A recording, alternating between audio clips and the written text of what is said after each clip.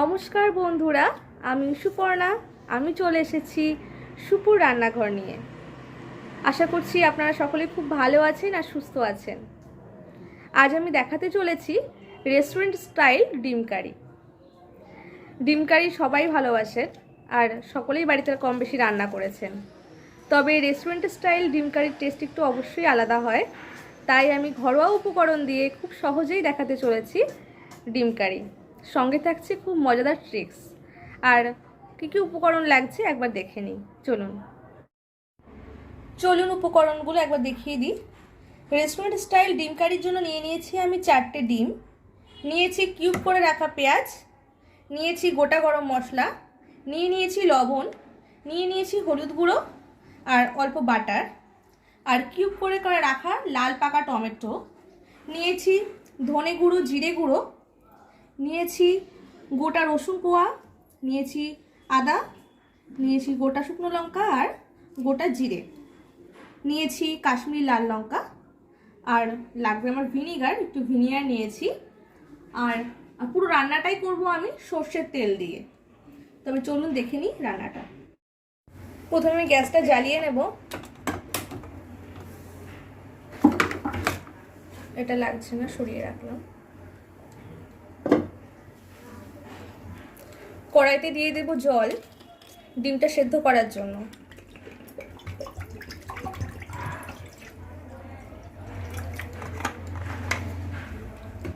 আমি এর মধ্যে দিয়ে দেবো একে একে ডিমগুলো।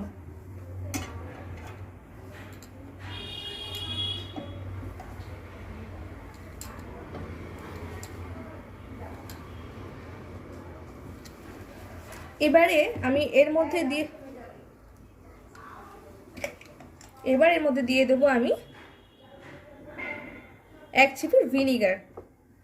এই ভিনিগারটা কেন দেবো আমি বলছি। এই ভিনিগারটা এই কারণেই দেবো, ভিনিগারটা দিলে পরে আমার ডিমটা সেদ্ধ হওয়ার পরে খোসাগুলো খুব স্মুথলি ছাড়িয়ে আসবে। আর দিয়ে দেবো একটু সামান্য পরিমাণে লবণ, দিয়ে ঢাকনাটা আমি ঢাকা দিয়ে দেব। এটাকে আমি সেদ্ধ হওয়ার জন্য সময় দেব, সেদ্ধ হলে নামিয়ে নেব।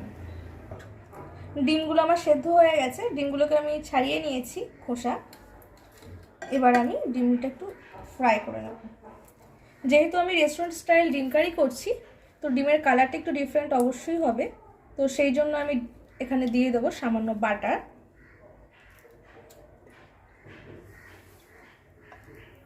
দিয়ে দেবো বাটার,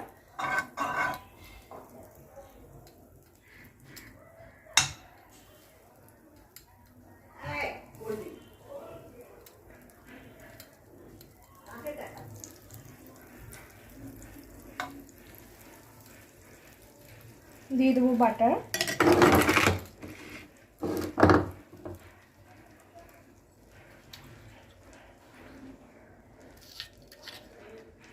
দিয়ে দেবো কাশ্মীরি লাল লঙ্কা,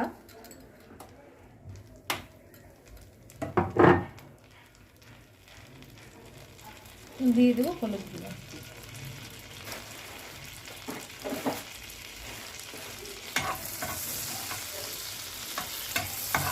এটাকে ছেড়ে দেবো।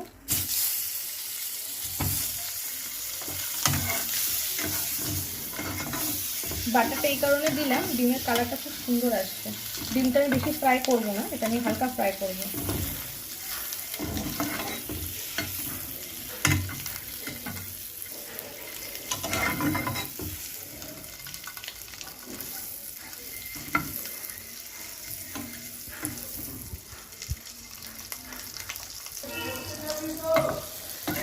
ডিমগুলোকে আমি তুলে নেব।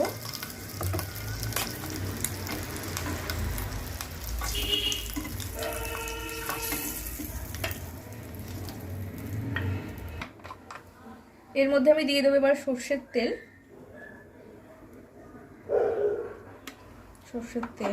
তেলটা গরম হওয়ার জন্য সময় দেব। তেলটা গরম হোক। তেলটা গরম হয়ে গেছে, দিয়ে দেবো গোটা শুকনো লঙ্কা, দিয়ে দেবো গোটা জিরে, দিয়ে দেবো আদা কুচি, দিয়ে দেবো রসুন কুচি। একটু নাড়াচাড়া করবো।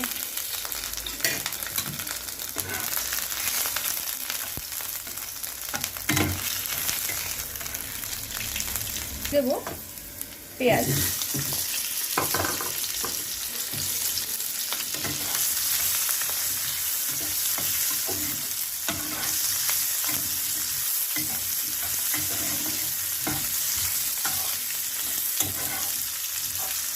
পেঁয়াজগুলো ভাজা হচ্ছে। এবার আমি দিয়ে দেব পেঁয়াজের মধ্যে দিয়ে দেবো একটু কেটে রাখা লাল পাকা টমেটোগুলো।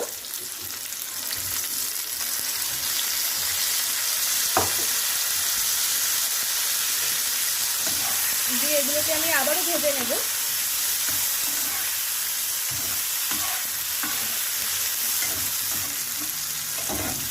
আমি টমেটোগুলোকে ততক্ষণ ভেজে নেব যতক্ষণ টমেটোর ভিতরে কাঁচা গন্ধটা চলে যায়। টমেটোর গন্ধটা চলে গেলে আমি এটাকে নামিয়ে নেব। রেস্টুরেন্ট স্টাইল গ্রেভিটা করার জন্য যে ট্রিক্সটা এবার আপনাদেরকে শেয়ার করব, আমি এটাকে নামিয়ে নিয়ে কী করব, নিচে গ্রাইন্ডে দিয়ে দেবো, দিয়ে এটাকে পেস্ট করে নেব, খুবই স্মুথ বাটার করে নেব। আমার এগুলো ভাজা হয়ে গেছে। এবার আমি গ্যাসের ফ্লেমটা অফ করে দেবো, দিয়ে একটু ঠান্ডা হলে আমি মিক্সার গ্রাইন্ডে দেবো। গরম অবস্থায় তো করা যাবে না, এটা একটু ঠান্ডা হোক, তাহলে আমি এটাকে পেস্ট করে নেবো। আমি কড়াইতে দিয়ে দেবো এবার সর্ষের তেল।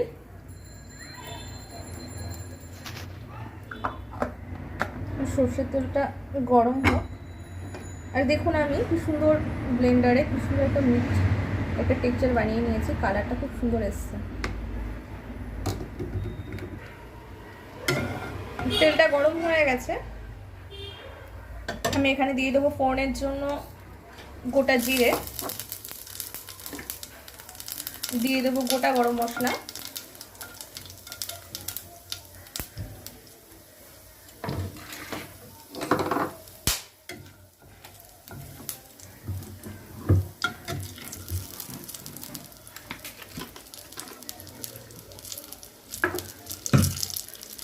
এবার দিয়ে দেবো যে স্মুথ ব্যাটারটা তৈরি করেছিলাম মশলাটা।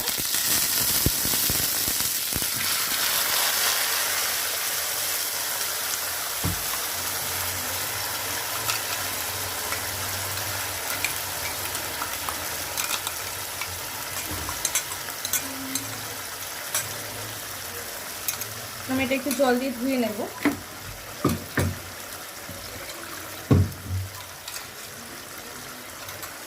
দিয়ে দিলাম।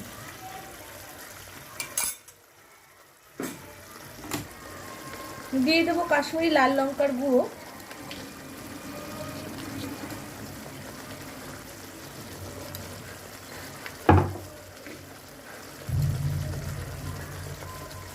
দিয়ে দেবো হলুদ গুঁড়ো, দিয়ে দেবো লবণ স্বাদ মতো,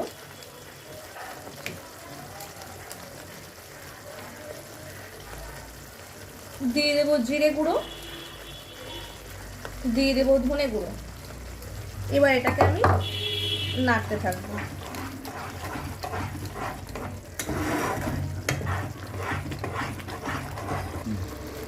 এবার আমি ডিমগুলো দিয়ে দেবো।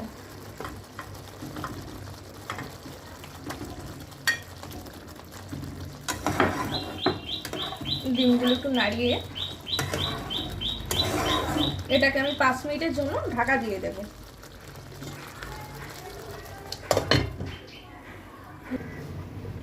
দেখে নিই ঢাকনা সরিয়ে। একদম রেডি। গ্যাসটা বন্ধ করে দিই।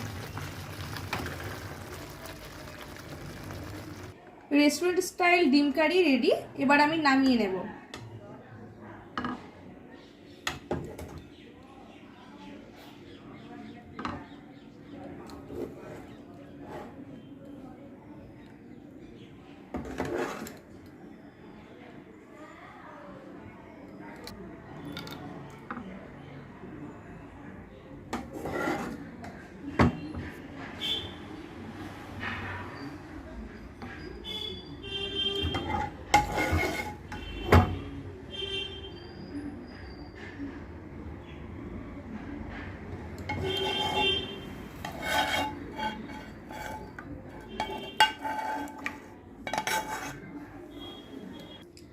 এবার আমি গার্নিশিংয়ের জন্য একটু দিয়ে দেবো গোটা কাঁচা লঙ্কা,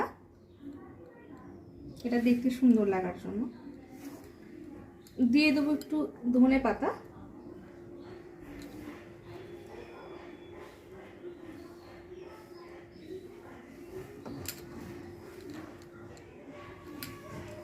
রেডি আজকের আমাদের রেস্টুরেন্ট স্টাইল ডিম কারি।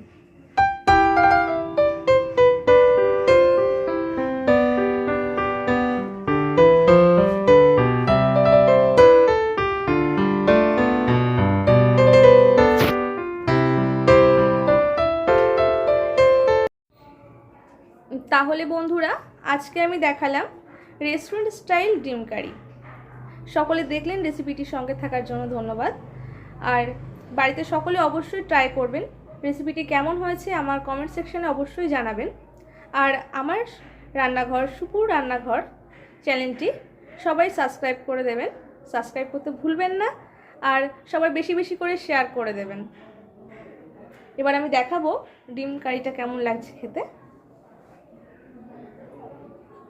আমি একটা বাড়িতে নিয়ে নিয়েছি।